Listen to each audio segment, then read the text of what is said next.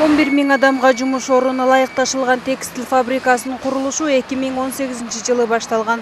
Учурда бул жерде иш ыргагы кызыган. Шаар мэри баштаган жергиликтүү бийлик өкүлдөрү курулуш иши менен таанышты. Жиптерди даярдалып, токулуп, анан фабрика ичине кирет да. Эң чоң ишкана ушул жерде болот. 3 гектар 30 соток жер бул. Жип ушул жерде даярдалат да, фабриканын ичине. Текстил фабрикасы жалпы 35 гектар жерде жайгашат. Япония, Германия өндүрүшүнөн чыккан техникалардын жардамы менен фабрикада жип кездеме чыгарылат. Ошондой эле жумушчулар үчүн эл аралык стандарт менен шарт түзүлүп, поликлиника, лаборатория жана ашканасы да курулуп жатат. Ишкана өсүздөгү жылдын октябрь айында шаар күнүнө карата бүтөөрү пландалууда. Бул жерде негизги сырьё бизде билесиңер, Жалал Абад областы, Кара Суу районунда пахта жакшы өндүрүлөт ушул күнгө чейин. Азыр биз пахтаны иштетүү боюнча бүгүнкү күндө Кыргызстанда өндүрүлүп аткан пахтанын 30% гана иштетебиз. Келечекте мындайды үчтү салса да, азыркы Кыргызстанда чыгарылып аткан өндүрүлгөн пахта жетиштүү. Техникалык жыйын деп эсептедик, уруксат берсеңиз баштасак. Ошондой эле Кең Сай массивин өздөштүрүү боюнча атайын техникалык кеңешме да болуп өттү. Кеңешмеде буга чейин 3120 адамга турак жай куруу үчүн жер участогу берилгендиги айтылып, үйлөрдү куруунун долбоорлору түшүндүрүлдү.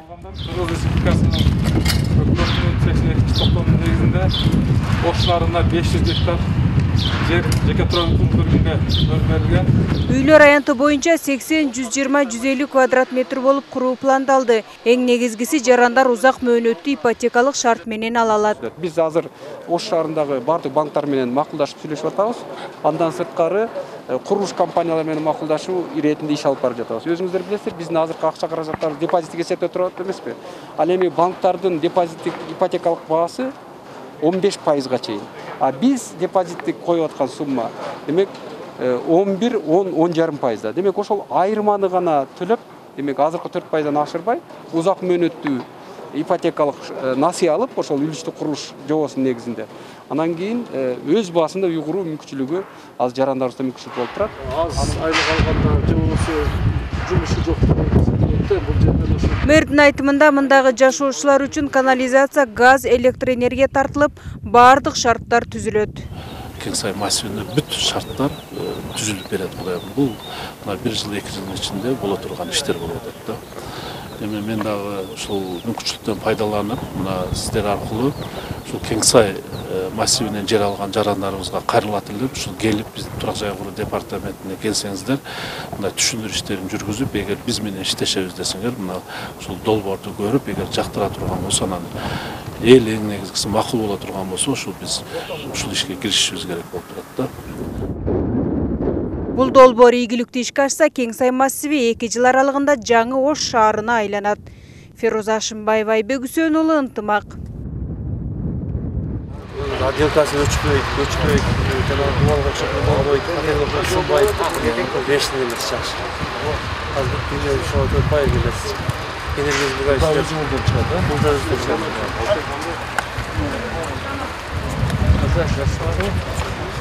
Жер баягы мына кирпичный заводко баягындай тупурак алып, кирпич иштетип, анан бул жер ээн жаткан жер да. Анан шаардык мэрия 2018 жылдарга бергенбиз, өкмөттүн атайын тапшырмасы менен жумуш орундарын түзөбүз. Ушул жерде капсула салып баштаганбыз, мына көрүп атасыңар. Чоң кылымдын курулушу деп койсок болот да. Текстил фабрика, мына биз күтүп аткан азыр Нурбек мырза менен сүйлөштүк. Буюрса, мына 5 октябрь Денгородага ушул жерде мына фабриканын ачылышын кылабыз деп атабыз. Карьер университети промзонада максаты ошол.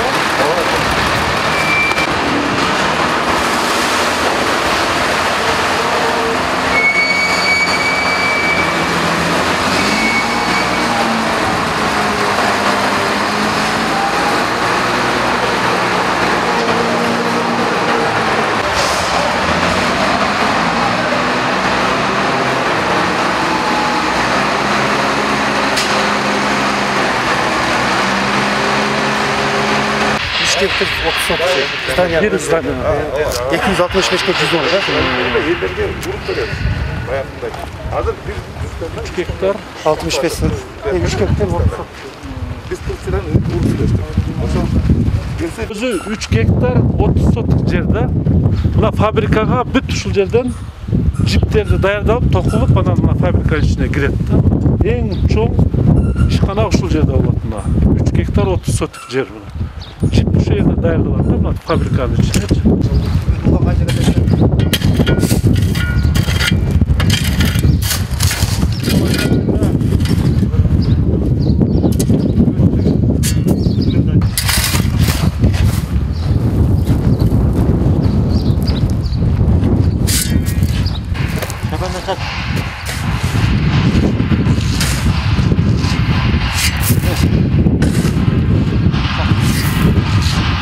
Asfalt şunun içine basılı atar. Жақсы olsa Құдай бұйырса шаарга да ошону иштетебиз. Кичинекей көчөлөр бар да. Европа башка шаар эмелерге барып атпайсың, асфальттар бар. Теги сол турабы.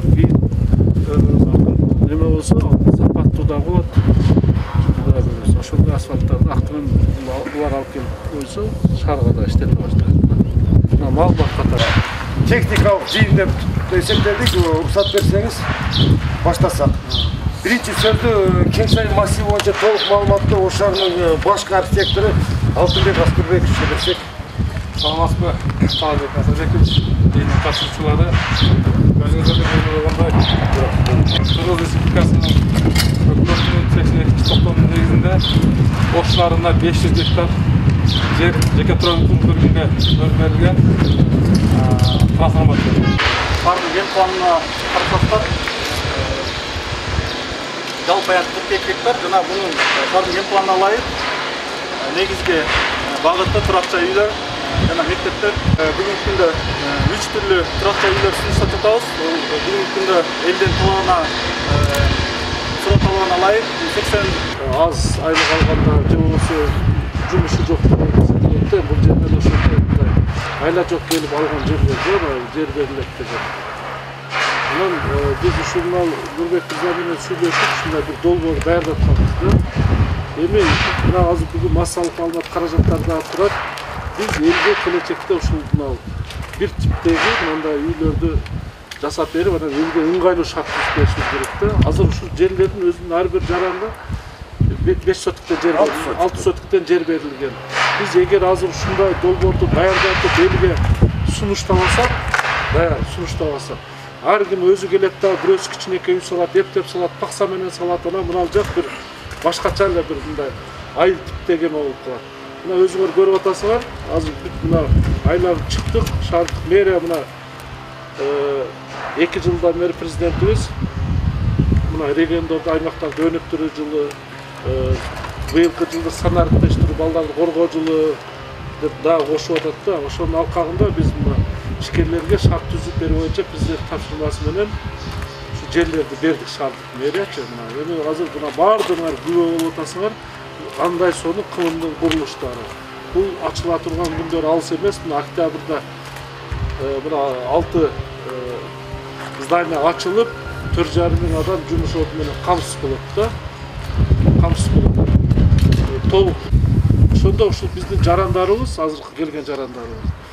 Бир мүмкүнчүлүк бар турабы Айбек мырза? Ушул мына заводко келип, мына жерде мектеби ачылып атат, окута турган мына здание астында келген административный зданиясы, мына поликлиника өздөрү бүт ошол жарандарыбызды шаардыктарды окутуп беришет, ушу фабрикада кантип тигет, кантип иштейт деген бүт шарттар болуп атат да. Эми экинчи вариант ушул мына элдерибизди дагы ушул биз үйдү салып бере турган жолду издешибиз керек да. Себеби толук шарт менен 238-40 болот. Ошондо мисалы мына 100 квадрат метрди тандай турган болсо, мисалы көрдүңөр, бүт шарт менен астындагы мына аземлейна, брусчатка бардыгы басылат да, бүт даяр, ички санузел, кухня бар, даяр үйгө кирип жашай турган болот да.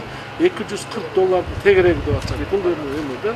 Bir etaj үй, эми бул жерде 2 этаж, 3 этаж салсак, мына куруп тура келбейт, анан кымбатка түшүп калат да биз. Ошон үчүн арзан варианттарын өткөндө Нурбек мырза сүйлөшкөнбүз да. Элге оптималдуу. Ошондо эл кааласа келип өзүнүн жерин эме кылат дагы, берсе булар салып берет, өзүнүн үйүн как ипотека сыяктуу беришибиз керек да. Ошондо иштеп, кийин буларды завод фабрикада иштеп өзүнүн айлыгы менен постепенно кутулуп алса болот турган мүмкүнчүлүктөр түзүп беришибиз керек да. Бул дагы айтам долбоор. Ана мына эмне үчүн азыр топтолуп отурабыз? Техникалык кеңеш менен ушул жерде өткөзүп атабыз. Мына журналисттер сиздер да турасыздар. Элге баягы туура жеткизишибиз керек да, ушундай мүмкүнчүлүк. Жеңилдик болот да. Ана кебиркилер ушуну дагы мындай куруп дагы башкача болот. Биздин оюбуз, максатыбыз келечекте ушул Кеңсай массивин мына шаардан алып чыгып туруп бир жаңы Ош шаарын куруу болот. Промзона ушул жерде мына жакшы ишкерлерге ушул жерлерди берип, шарт түзүп берип